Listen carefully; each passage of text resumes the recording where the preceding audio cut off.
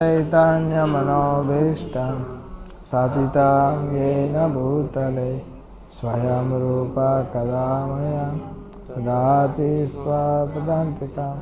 जय श्री कृष्ण चैतन्य प्रभु नित्यानंद श्री अद्वैत गदाधर शिवासादि गौर भक्तवृंद। हरे कृष्णा कृष्णा कृष्णा हरे हरे हरे राम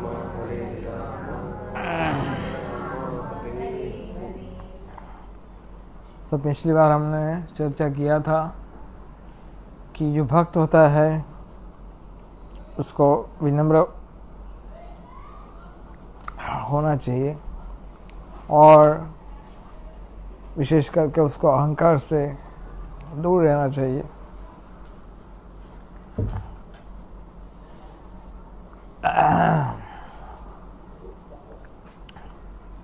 जनरली हम जैसा आचरण करते हैं उस आचरण का सीधा असर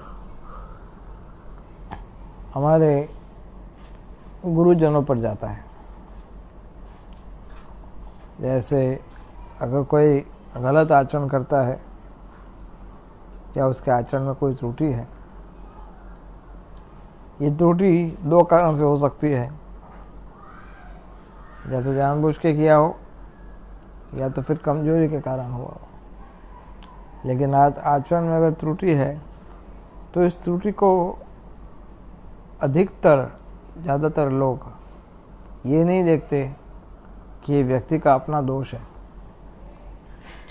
जनरली लोग ऐसा देखते हैं कि इस व्यक्ति का आध्यात्मिक गुरु इनको क्या सिखाता है।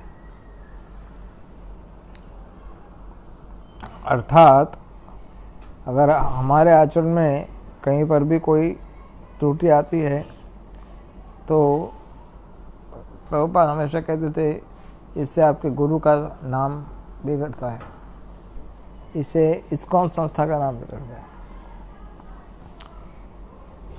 अगर आप पुलिस का वर्दी पहना हुआ है और पुलिस का वर्दी पहन करके अगर नाच गान करोगे तो आपका वीडियो वायरल होगा, isn't it? आपका वीडियो शूट करके। लेकिन अगर वही पुलिस वाला अपना वर्दी निकाल करके as a general human being के रूप में किसी पार्टी में जाता है या स्टेज पे जाता है, नाच गान करता है, तो उसका कोई केयर करता नहीं, राइट? उससे कोई लेना देना नहीं है लोगों का। लेकिन अगर पुलिस का वर्दी पहना हुआ है और वर्दी पहन करके अगर कुछ नौटंकी करता है तो वो दिखा जाता है। और हमारे गुरुजनों ने हमें सिखाया है ये कि हमें वैष्णव वस्त्र परिधान करना, वैष्णव के जो 13 तिलक होते हैं कि शरीर के पूरे शरीर पर 13 अलग अलग स्थानों में भगवान का स्थापना होता है। तो चाहे वो माता हो या प्रभु जी हो, भगवान को ये 13 स्थानों में अवश्य विराजमान करना चाहिए रोज। इससे आपका जो वृत्ति है वो आध्यात्मिक रहेगा।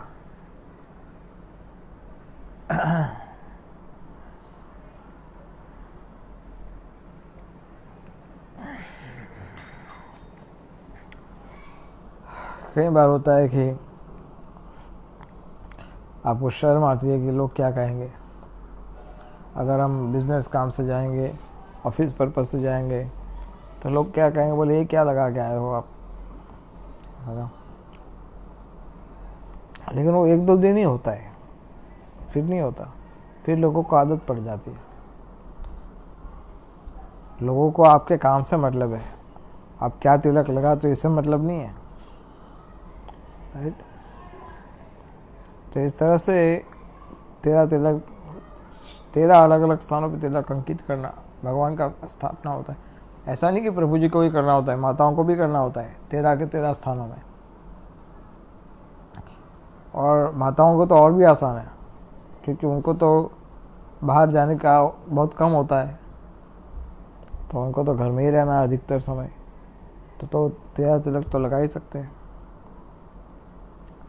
तो इस तरह से अपने शरीर को आध्यात्मिक रूप से अंकित करना, ये जस्ट पार्ट ऑफ इट।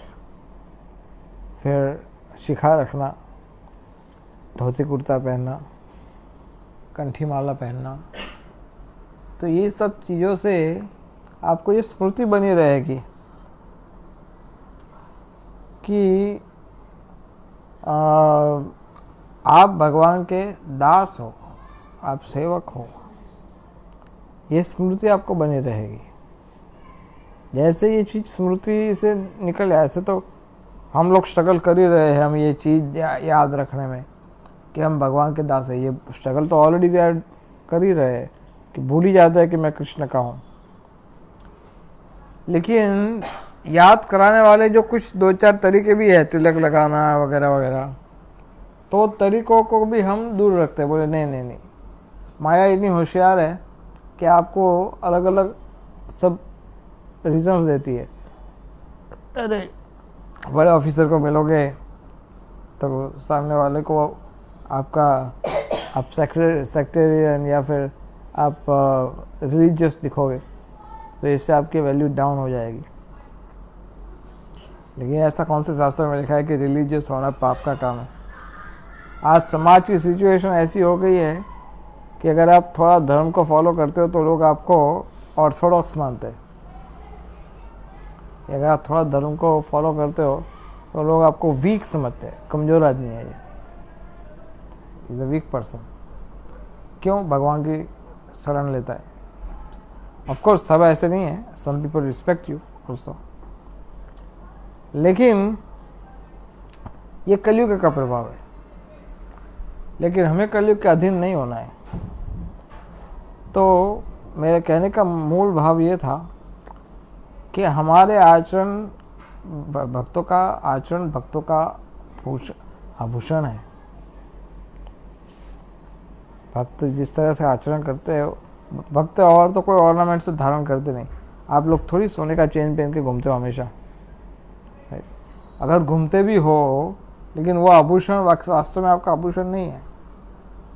आपका मूल आभूषण है आपका आचरण। लोग प्रभावित होते हैं आपके आचरण से।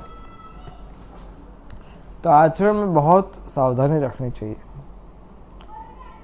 अगर आपका आचरण एग्जाम्पलरी होगा तो प्रचार अपने आप होगा। आचरण लोग देखते हैं, आप क्या लेक्चर देते हो वो नहीं देखते। और आचरण का जो सबसे पहला क्वालिटी है आपके हमारे आचरण का, वो है विनम्रता। ये सबसे पहला क्वालिटी है आचरण का। कई बार विनम्रता को लोग कमजोरी के रूप में देखते हैं कि ये विनम्र है, मीन्स ये कमजोर है।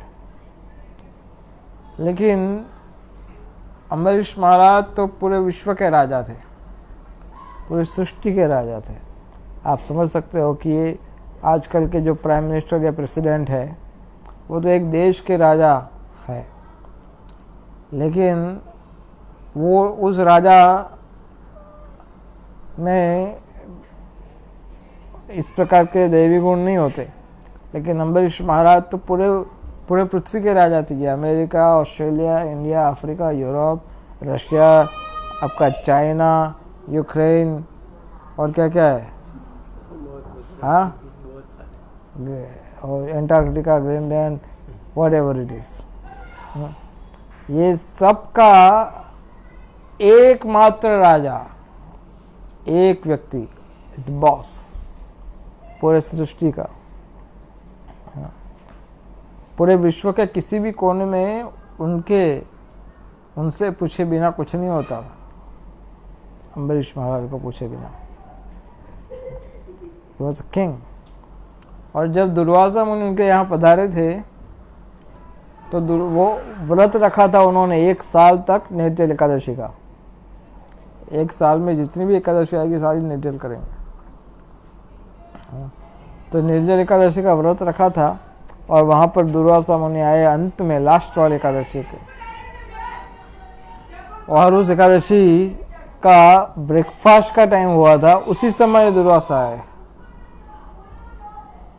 और दुर्वासा ने कहा कि हम लोग स्नान करेंगे। जनरली 10,000 शिष्यों के साथ जाते हैं तो वो नदी में स्नान करने जाएंगे, फिर भोजन करते हैं। जनरली स्वभाव होता है, जो ट्रैवलिंग मॉन्क्स होते हैं वो कहीं पर भी जाते हैं तो पहले स्नान करते हैं, फिर भोजन लेते हैं, फिर विश्राम करते हैं, फिर शास्त्र का प्रवचन वगैरह होता है। ये सिस्टम होता था। तो दुर्वासा मुनि ने कहा कि मैं आता हूँ थोड़ी देर में, और मुहूर्त निकला गया और परिणाम यह आया कि ब्राह्मणों को, इंटेलिजेंस ब्यूरो था उनका, अम्बरीश महाराज का जो IB डिपार्टमेंट, इंटेलिजेंस ब्यूरो, तो उनसे पूछा एडवाइस लेने के लिए, क्या बोलते हिंदी में, आई डोंट नो IB को,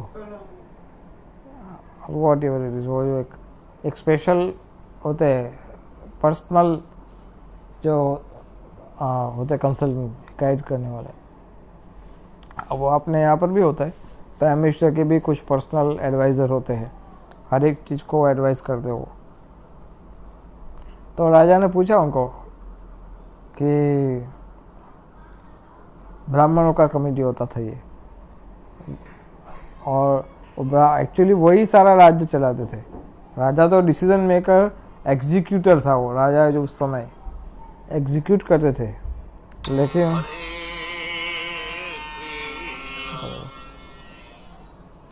राजा तो एग्जीक्यूट करते थे, लेकिन सारी जो नॉलेज है वो तो ब्राह्मणों से आती थी। तो ब्राह्मणों ने कहा कि अगर आप एक बूंद जल ले लोगे तो आपका फास्ट जो है वो टूटेगा भी नहीं और फास्ट टूटेगा भी, क्योंकि जल जो है उससे फास्ट ब्रेक नहीं होता, लेकिन आपने निर्जल किया है तो इसलिए फास्ट ब्रेक होगा। तो अम्बरीश महाराज ने पानी पिया, हो बाप रे बाप, दुर्वासा मुनि तो धुआं पुआं हो गए। दुर्वासा मुनि आग बबूला होकर के उधर आए, योग शक्ति से सिर से, बाल में से कृत्या निकाल दी, और वो कृत्या अम्बरीश महाराज के पीछे अम्बरीश महाराज को मारने गई। अम्बरीश महाराज के पास शक्ति थी, लेकिन अम्बरीश महाराज ने कोई विरोध नहीं किया। It's such humble. ये पूरे सृष्टि के राजा थे, और एक ऋषि को, भले वो ऋषि हो, लेकिन जो राजा को भगवान का प्रतिनिधि माना गया है, तो राजा का मान रखना चाहिए। जैसे परीक्षित महाराज को तो श्रृंगी ऋषि ने शाप दिया था, तो उसके फादर ने उसको डांटा था कि तुमने ऐसे महान तपस्वी राजा को शाप क्यों दिया, ये भक्त राजा है। अम्बरीश महाराज के विषय में कहा है कि वो विनम्र थे लेकिन निर्भय थे, कोई भय नहीं था उनको। इसलिए अगर आप ये मानते हो कि आप विनम्र हो जाओगे तो आप कमज़ोर हो जाओगे, तो ये गलत है। अम्बरीश महाराज, ऐसा बताया गया है कि अम्बरीश महाराज जहाँ पर खड़े थे जिस स्थान से, और सामने कृत्या आई उनको मारने के लिए, अम्बरीश महाराज 1 इंच भी पीछे नहीं गए थे जहाँ पर वो खड़े थे। ऐसा नहीं कि डर के मारे 1 इंच पीछे चले गए या पीछे पीछे जा रहे, कृत्या आ रही है, 1 इंच भी पीछे नहीं गए। आप समझ सकते हो कि भगवान के चरणों में उनका कितना विश्वास है, इतना स्ट्रांग विश्वास है।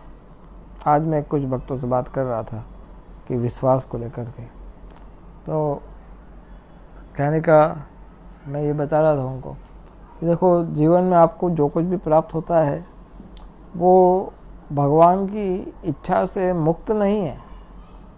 आप ये मत समझिए कि आपको जो कुछ भी प्राप्त हो रहा है इसमें भगवान का कोई हाथ नहीं है, ये मत समझिए।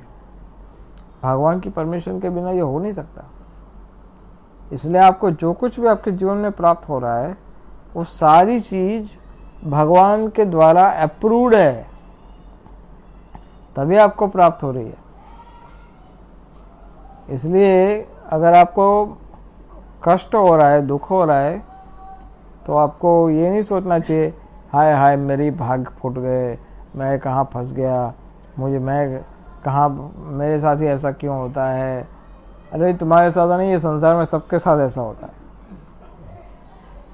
सबके साथ ऐसा होता है। किसी को पता पड़ता है, किसी को पता नहीं पड़ता, किसी को कम, किसी को ज़्यादा, लेकिन सबके साथ होता है। इसलिए इसको दुखालय बोलते हैं ना, इसलिए तो ये दुखालय है। और यहाँ पर आप सुख की उम्मीद रख के बैठोगे तो क्या होगा, दुखी होंगे और क्या होगा। लेकिन अम्बरीश महाराज इतने विनम्र थे कि बाद में भगवान का सुदर्शन चक्र और कृत्या को मार करके दुर्वासा के पीछे पूरे ब्रह्मांड में भागा दौड़ मच गई। और सब सुदर्शन पीछे, दुर्वासा आगे, दुर्वासा सब जगह, ब्रह्मा शिव सबके पास जाके अंत में अम्बरीश के पास आना पड़ा। बाद में भगवान ने कहा कि मैं भी तुम्हारी सहायता नहीं कर सकता, sorry, I mean so helpless. I mean आप सोचिए कि उसके कितना हंसे होंगे लोग उनके ऊपर, दुर्वासा के ऊपर कितना हंसे होंगे लोग कि क्या सोच के कृत्या निकाली थी उन्होंने, कि विष्णु ने भी मना कर दिया, sorry I can't help you, मैं आपको कोई सहायता नहीं कर सकता। ब्रह्मा जी बोले मैं आपको कोई सहायता नहीं कर सकता, शिव जी बोले मैं आपको कोई सहायता नहीं कर सकता। अब ये ब्रह्मा जी, शिव जी, यहाँ तक कि विष्णु भी ना बोल दिया तो अब जाए कहाँ, बोले अम्बरीश के पास जाओ। अम्बरीश के पास गए, अम्बरीश के पास चरणों में गिरे। तो अम्बरीश महाराज ने सुदर्शन को तो वापस भेज दिया, बोले आप चल, सुदर्शन को बोला इसको मत परेशान करो। लेकिन ऐसा नहीं मन में अम्बरीश महाराज ऐसा सोच रहे थे, देख लिया सब कुछ इधर ही है, ऊपर नरक वरक कुछ नहीं, सब कुछ इधर, जैसी करनी वैसी भरनी। देखो देख लिया क्या परिणाम हुआ। आगे से ध्यान रखना, किसी भक्त को परेशान मत करना। ऐसा अम्बरीश महाराज ने नहीं कहा उनको। अम्बरीश महाराज इस प्रकार के भक्त नहीं थे, कमजोर नए भक्त नहीं थे। तो अम्बरीश महाराज ने क्या कहा, उन्होंने बोले दुर्वासा को खड़ा किया, दुर्वासा को कहा कि आप क्यों मुझे लज्जित कर रहे हो, मैं आपकी क्षमा मांगता हूँ। तो वो दुर्वासा के चरण में बोले गलती मेरी है, मैंने पानी पी लिया, आपको अप्रसन्न किया, गलती मेरी है। और दूसरा, मेरे कारण आपको पूरे ब्रह्मांड में भागना पड़ा, आपको इतना कष्ट हुआ और सब मेरे कारण हुआ, इसलिए आप संत वृत्ति हो, आपका हृदय विशाल है, आप मुझे क्षमा कर दो। ऐसा अम्बरीश महाराज बोले दुर्वासा मुनि को। ये है भक्त का आचरण। भक्त ये नहीं सोचता कि मैं भक्त हूँ, सबसे पहला क्वालिटी कि वो सोचता ही नहीं कि मैं भक्त हूँ। मेरे साथ उसने ऐसा किया था, अरे भाई तुम्हारे साथ ऐसा ही किया था और कुछ नहीं किया, क्योंकि तुम्हारे कर्मों के अनुसार तुम्हारे साथ बहुत बुरा हाल होना चाहिए, लेकिन ऐसा किया नहीं किसी ने। तुम्हारे कर्मों के अनुसार तुम्हें पर्वतों के ऊपर से फेंक देना चाहिए, तुम्हारे कर्मों के अनुसार तुम्हें नागों के कुंड में फेंक देना चाहिए, जैसे जैसे प्रहलाद ने जो यातनाएं भोगी, हिरण्यकशिपु ने, ऐसा सब होना चाहिए था तुम्हारे कर्मों के अनुसार।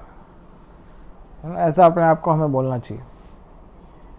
लेकिन भगवान ने कृपा करके तुम्हें डिस्काउंट कर दिया कि इसमें से काम चला लो, सारा पाप का बोझा उठाएगा तो इसकी कमर टूट जाएगी। इसलिए भगवान ने आपको अधिक कष्ट दिया। इसलिए कष्ट के लिए, दुख के लिए किसी भी प्रकार की कंप्लेन करना ये मूर्खता है। किसी भी प्रकार के दुख के लिए कंप्लेन करना, कंप्लेन आप समझे, प्रार्थना अलग बात है। हे प्रभु मैं बड़ा कष्ट में हूँ, मुझे हेल्प कीजिए, वो अलग बात है। लेकिन शिकायत करना भगवान से ये मूर्खता है। शिकायत नहीं करनी चाहिए। और कई बार भक्त लोग ये भी कहते हैं कि प्रार्थना तक नहीं करनी चाहिए छूटने के लिए। क्यों? क्योंकि अभी अभी हमने जो सॉन्ग गा रहे थे, यही सॉन्ग गा रहे थे, राइट? गौरा पहू ना भजिया मैनू, गौरा पहू ना मैंने चैतन्य महाप्रभु का भजन नहीं किया। मुझे बहुत कथाएं सुनाई, चैतन्य महाप्रभु का महिमा बताया, मायापुर धाम भी मैं 1000 बार जाके आया, चैतन्य चरितामृत भी पढ़ा, सब कुछ मैंने चैतन्य लीला कृष्ण सुना, लेकिन उनका भजन नहीं किया। प्रेम रत्न रूपी जो धन चैतन्य महाप्रभु मुझे दे रहे थे, उसको मैंने धक्का मार दिया। अधने जतन करी, जिस पे कोई धन नहीं है, जो वास्तव में मेरा दुर्भाग्य मिलने वाला है, उसको मैंने जत्नपूर्वक पकड़ करके, उसको समेट करके अपने पास रखा। भाई तो मुझसे दूर मत हो, मुझसे दूर मत हो। और धन त्यागिनो, और जो धन था चैतन्य महाप्रभु की कृपा का, वो धन का परवाह नहीं किया। ठीक है, आज नहीं मिलेगा तो कल मिलेगा, आज नहीं मिलेगा तो कल मिलेगा। आपन कर्म दोष है आपन ही डूबेनो। एक्चुअली मेरा उद्धार तो हो जाने वाला था, मेरा उद्धार हो सकता था। सबने मुझ पर कृपा की थी, मेरे गुरुजी ने मुझ पर कृपा की, मेरे गुरु के गुरु भाइयों ने भी कृपा की, सब ने मुझ पर कृपा की, वैष्णवों ने कृपा की, सब ने कृपा किया। लेकिन अपने कर्म दोष के कारण मैं डूब गया, अपने ही कर्म दोष के कारण मैं डूब गया। सत्संग छाड़ी कहूँ असत्य विलास। प्रॉब्लम क्या है मेरा कि मैं सत्संग अर्थात जो भगवान के भक्त या भगवान के संबंधित जो संग है वो सब छोड़ दिया, उस पर ज़्यादा ध्यान नहीं दिया। ठीक है, 16 माला हो जाता है कैसे भी करके, हो गया, ठीक है, नंबर हो रहा है ना प्रभु जी, बस हो गया 16 माला।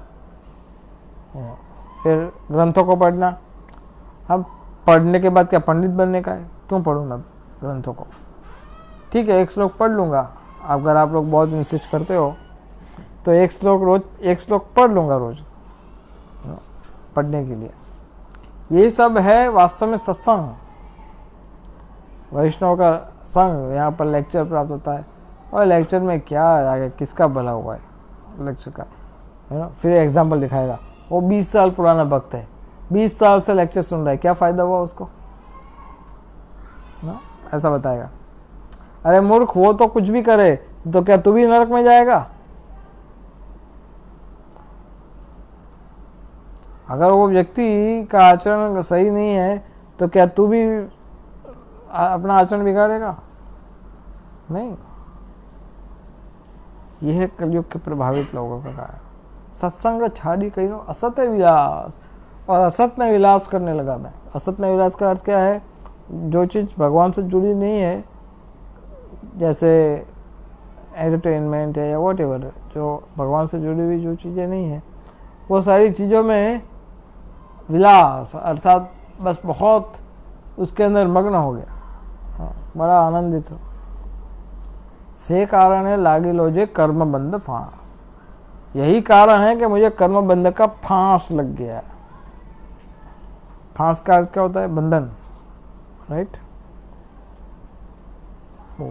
ऐसे शकल, फांस, कर्म बंध फांस।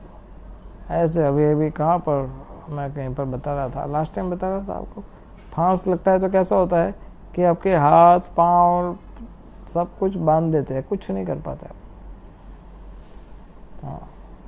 हाँ, पाश, आशा पाश, आशा पाश शब्द आपने सुना है, राइट? आशा पाश। तो कुछ नागपाश होता है। नागपाश पता है नागपाश क्या होता है? नागपाश में ऐसा होता है कि अगर आपको नागपाश का बाण अगर छोड़े कोई, तो बहुत सारे नाग आपको बांध देते हैं, आपको हाथ पांव बहुत सारे। जैसे लक्ष्मण को एक बार नागपाश फेंका गया था, एक बार हनुमान के ऊपर नागपाश फेंका था। इंद्रजीत ने, मेघनाथ ने नागपाश फेंका था हनुमान के ऊपर बांधने के लिए। तो नागपाश हनुमान को वरदान था कि नागपाश हनुमान को छू नहीं पाएगा, ऐसा वरदान था। कोई भी दिव्यास्त्र हनुमान को कुछ नहीं कर सकता, ऐसा वरदान था हनुमान को।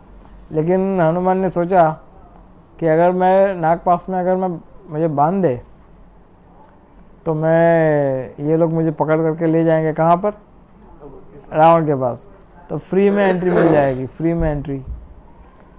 ऐसे अगर मुझे रावण के पास जाना हो तो कितने सारे आईडी कार्ड दिखाने पड़ेंगे और पूरा स्कैन करेंगे, कितने गेट में से निकालेंगे, तब जाके आप रावण के पास ऐसे जाने। बोले ये तो फ्री में ले जाएगा, यही खुद लेके जाएंगे, मुझे कुछ करना भी नहीं पड़ेगा, रास्ता भी ढूंढना नहीं पड़ेगा, कुछ नहीं, यही लेके जाएंगे। हाँ, ये बुद्धिमानी है। नागपाश उनको बांध नहीं सकता, बोले लो नागपाश बांध दो, बांध दिया। तो नागपाश बांध करके नाटक किया हनुमान ने, बोले मैं बंधा हुआ हूँ, मुझे पकड़ के ले जाओ। लेके गए रावण के पास, जैसे ही रावण के सामने गया नागपाश हट गया। तो नागपाश जैसे होता है फॉर एग्जाम्पल, वैसे एक होता है आशापाश। आशापाश का अर्थ होता है जब पाश लगते हैं ना, पाश लगता है तो हाथ पाँव कुछ आप हिला नहीं पाते, हाथ पाँव माथा कुछ नहीं हिला सकते आप, पाश लग जाता है। तो इस तरह से आशाओं का पाश जब लगता है, इच्छाओं का पाश, तो आपका हाथ पाँव, आपका बुद्धि मन सब कुछ जकड़ लेता है, आपको कुछ नहीं कर सकते, आप कुछ नहीं कर सकते। तो वैसे से कारण लागे लो जे कर्म बंधन फाम विषय विषम विष सतत खाई नू। ये विषय रूपी विषम, विषम का अर्थ होता है हॉट, जलन, जलाने वाला, विषय रूपी जलाने वाला विष सतत खाई नू। हमारी दशा कैसी है कि हम खा रहे हैं, जल रहे हैं, दुखी हो रहे हैं, फिर भी खा रहे हैं। ये हमारी प्रॉब्लम